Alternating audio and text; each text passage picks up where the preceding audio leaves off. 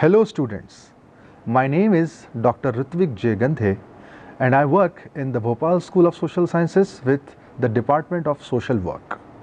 And today we are going to discuss the skills required in social work profession. We are going to discuss precisely what kind of skills are necessary to execute the job of a social worker. In this lecture, we will discuss four major things. First, we will see how the skills have been conceptualized. Secondly, we will see the formative components of the skills. Thirdly, we will see what are the definitions of the skills, what are the main core definitions of the skills and which way the skills have been defined by the scholars. And lastly, we will see what kind of classification and what are the different types of skills that have been outlined by the numerous scholars in the scholarly world. So this is precisely what we are going to do in this lecture. Is the knowledge, toolbox is the tools which are used, but the ability to apply those tools in order to gain some fruitful result. For example, a carpenter can develop a chair or a table by using his toolbox, but neither the toolbox and nor the product, that is table or chair, is basically the skill. At the same time, the knowledge of carpentry which carpenter has applied is also not the skill of the carpenter. So then you would wonder, what is ultimately the skill? The skill of a carpenter is the ability of the carpenter to apply those tools in order to achieve that particular result, which is the table or a chair. So this is basically the concept of the skill, and you need to really understand the three things here, that is KST: knowledge, skills and tools. This is a trio which works, and skills are at the core of it. Skills are the underlying characteristics which make a person perform. So this is very important to note and understand, and at the same time you should also understand that this is still an evolving concept. Skill, how the skills have been defined, how the skills should have been defined, what is the right way of defining skills, what is the proper understanding and concept of skills, is something which is still evolving. Now there are examples for this. See, the Trevithick 2004 and Karpatys 2017 has discussed this particular matter in detail, and they have identified that the theoretical construct of skills, scholars like Dignis and Trevithick have established that the theoretical underpinning of skill is very weak. Now let us discuss the formative components of skills. There are 5 formative components of skills which the literature has outlined. What are these 5 components? My dear friends, skills are different for different people in different space and time. For example, the skill which is required to record a lecture is different than the skill which is required to sing a song.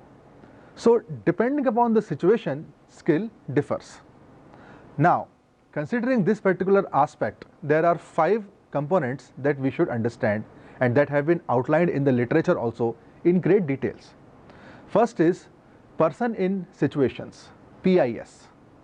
Second is person in environment, PIE.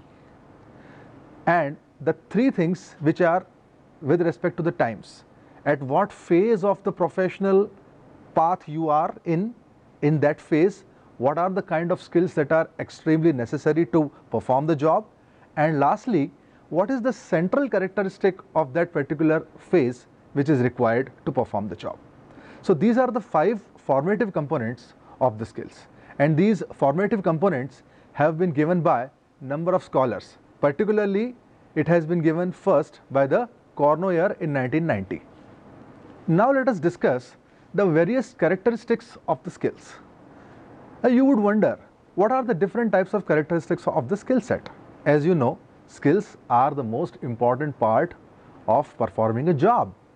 So as in order to perform the social work or to meet the requirement of the professional social works, skills are at most necessary.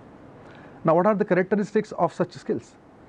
Now, first of all, you know that skills operate in a given time and space. Skills do not operate in vain. So, just in the last example, we saw that different situation and different environment demand different kind of skills. So as is the rule with the social work profession also. Secondly, skills are at the core of budgeting the performance. That is, performance is an outcome and skills is the thing which actually generates it. And third thing, skills never function in isolation. They always work with knowledge, tools and attitudes. So these are some of the important characteristics of skills. Now let us proceed to see how the skills have been defined. Now there are a number of definitions of the skills. Different scholars have given different definitions of skills, and there is not a single way or method to define it also. There are as many definitions as there are scholars. So let us have a look at some of the important definitions.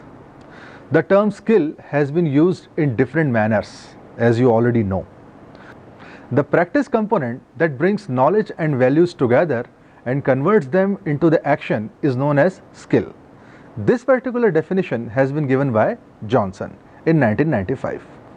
Again, see, the Smalley in 1967 has defined skills from the point of view of a social workers.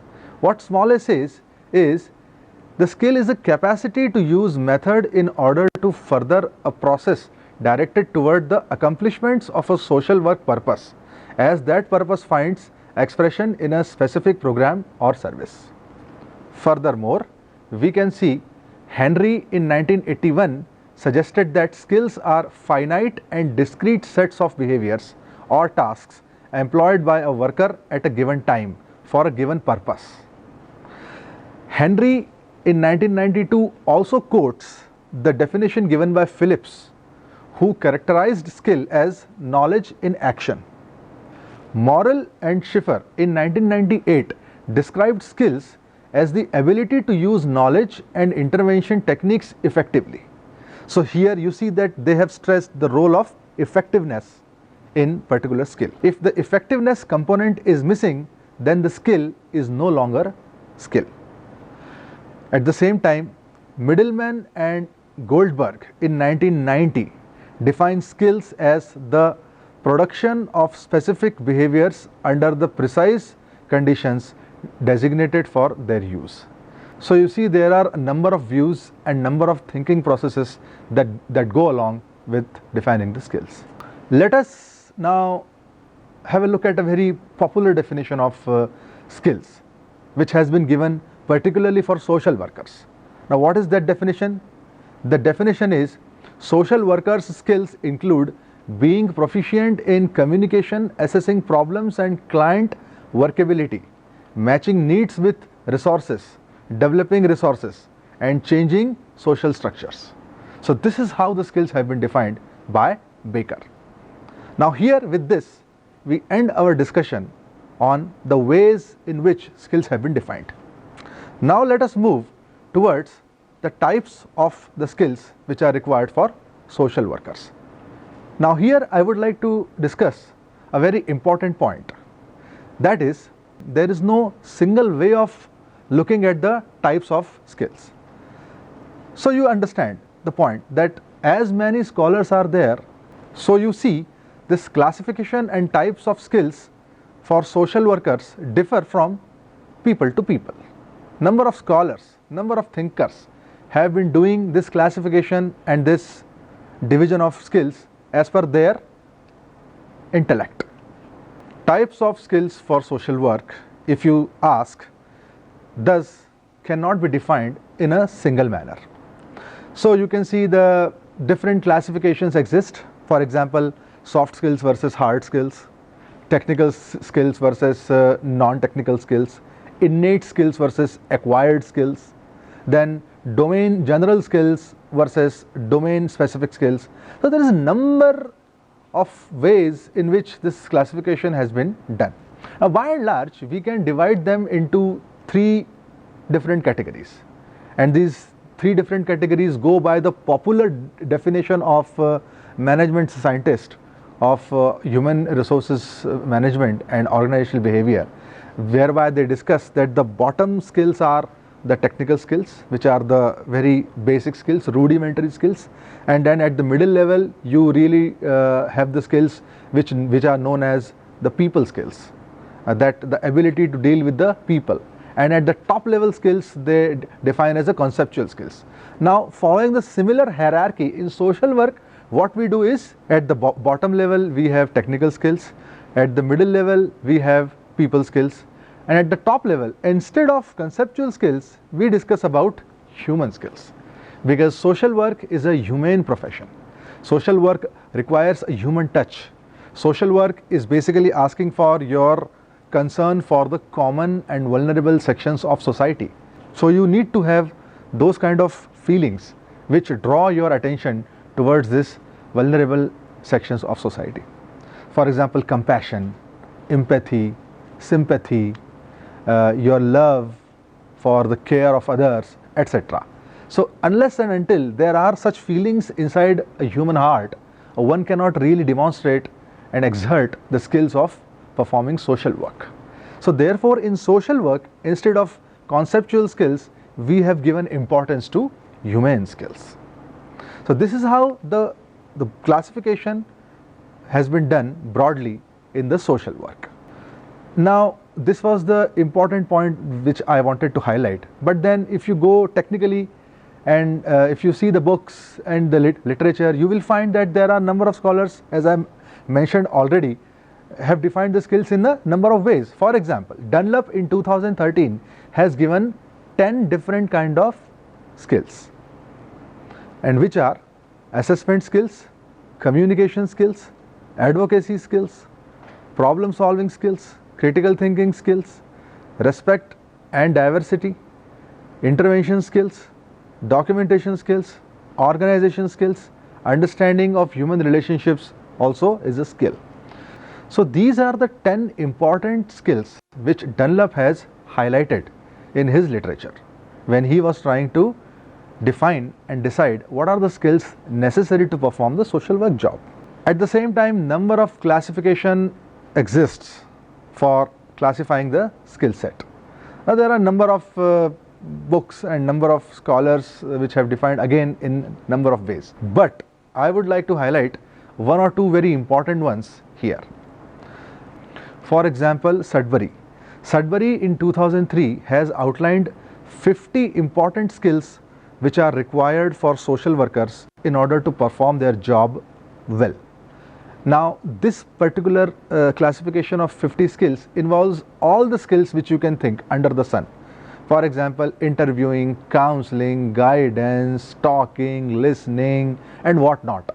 So every other kind of a human activity has been described as a skill for the social workers. Second important point which I would like to mention here is the classification given by CARDS. CARDS has really classified the skills for social work administrators and the people who are involved in supervising the work. So these are the two mention-worthy classifications, other than the point which I have highlighted that there are a number of classifications that exist.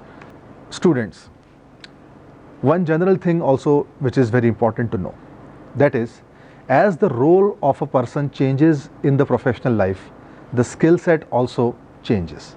For example, now you are a student, so your role as a student requires you to have the skill of knowing. You should have the quest for the knowledge. Second thing, when you become the apprentice, that is one step further from the student, then the skill set that you must require is playing with the knowledge, playing with the things which you already know. So when you are at a stage of playing with the things, then you would be no longer termed as a student, you will be called as apprentice. The next stage comes when you will become specialist, whereby you will start working on your own. You would not require a help of any third person. When you will continue doing so, then there will be a stage when you will be known as expert. An expert is a person who solves the problem of the professional field in which he or she works in. Then the last stage comes when you are termed as craftsman or adept, whereby you have the ability to invent. So student should have the ability to know, apprentice should have the ability to play, specialist should have an ability to work, expert should have the ability to solve, craftsman or adept should have the ability to innovate. So you see, at different levels of roles there is a different level of ability associated with it, and this precisely is known as the hierarchy of skills. So this hierarchy of skills and roles has been propagated by a scholar in 2015, and his name was Kochorov. So students, today we discussed in a particular manner that how skills are important, how skills are necessary, and how they are used to perform a particular job. Now with this we conclude this particular session, and in the next few sessions we will discuss some of these topics in great details. Thank you.